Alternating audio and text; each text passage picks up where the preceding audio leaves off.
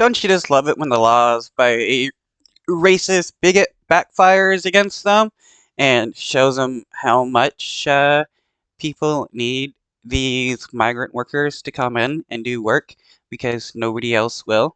The state's Republican Governor Ron DeSantis signed the bill in May, just weeks before he announced his run for president. The law bans local governments from issuing ID cards to people who cannot prove citizenship. It requires hospitals that accept Medicaid funds to ask about a patient's citizenship status. It also increases penalties for people who hire or transport undocumented immigrants. And it expands the use of E-Verify, a federal database employers can use to check a worker's immigration status. Florida's strict new immigration law, courtesy of Ron DeSantis, just may backfire, driving away the very people the state relies upon for its agricultural backbone. The Wall Street Journal reports that just days after the law went into effect, agricultural and construction businesses are already experiencing a labor shortage.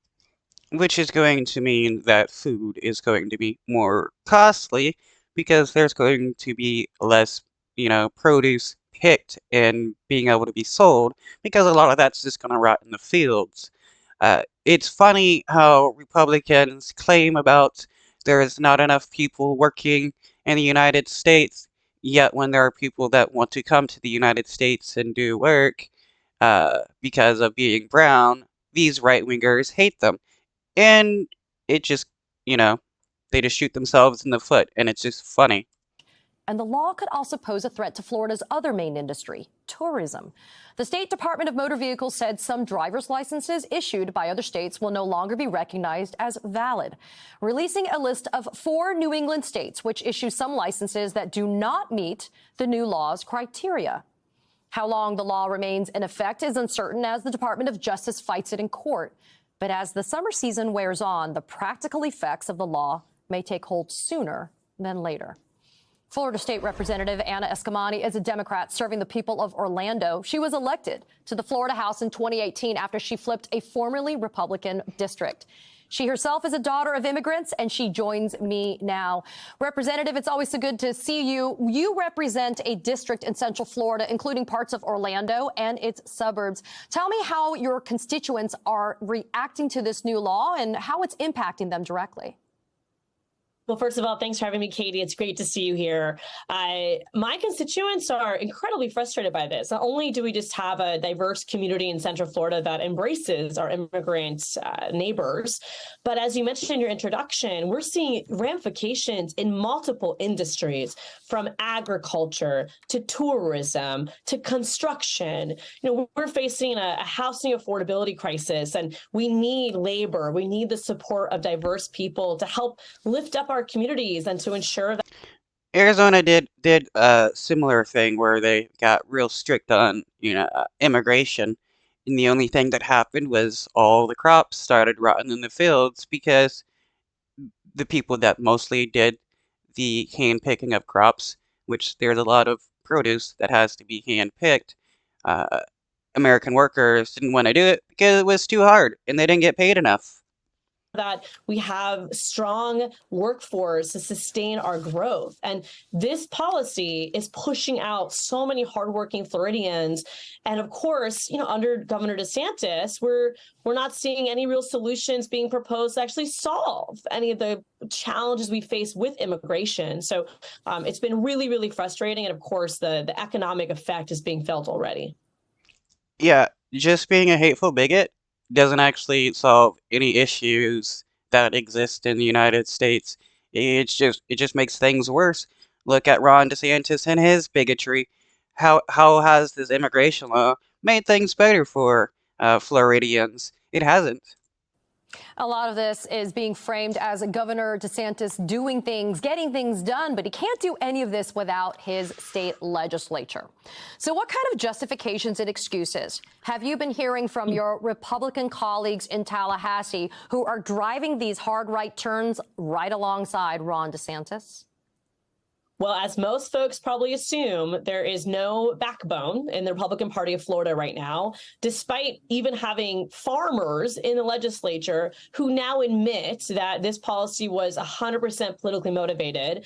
The GOP got right in line to support DeSantis, pushing forward these extreme policies that are out of touch with the everyday American, let alone the average Floridian.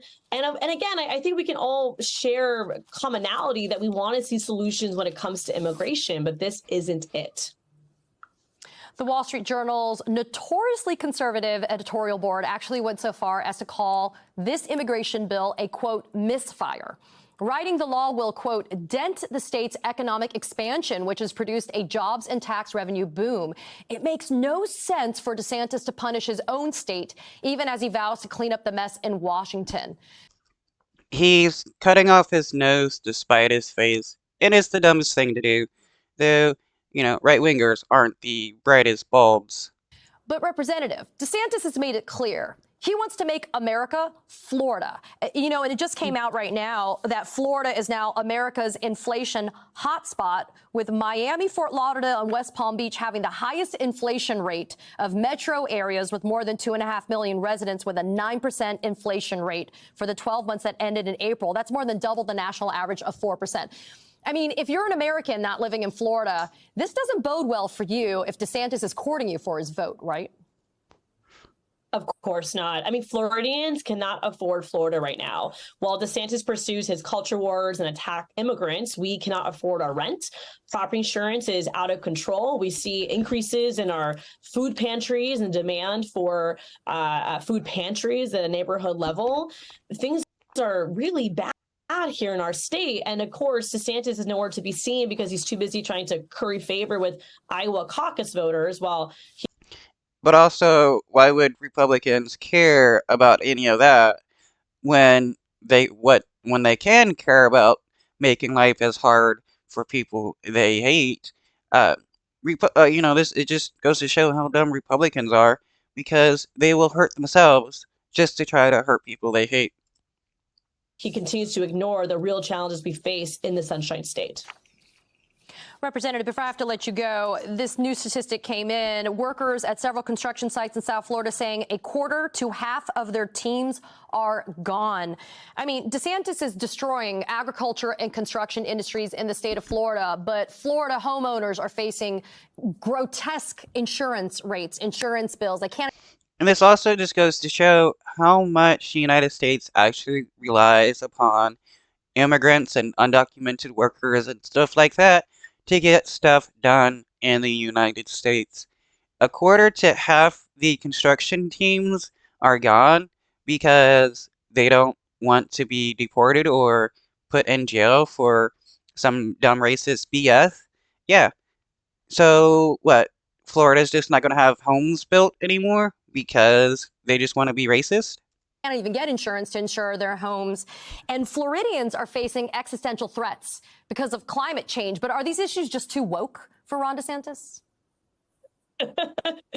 That's the sad part of it. We've seen Governor DeSantis and other Republicans just continue to distract and deflect through culture wars. And I will say this is an opportunity for Democrats, including the Biden administration, to be true problem solvers and provide solutions, whether it's the climate crisis, the cost of living, or in the context of this conversation, real solutions to immigration. This is a time for Democrats to lead.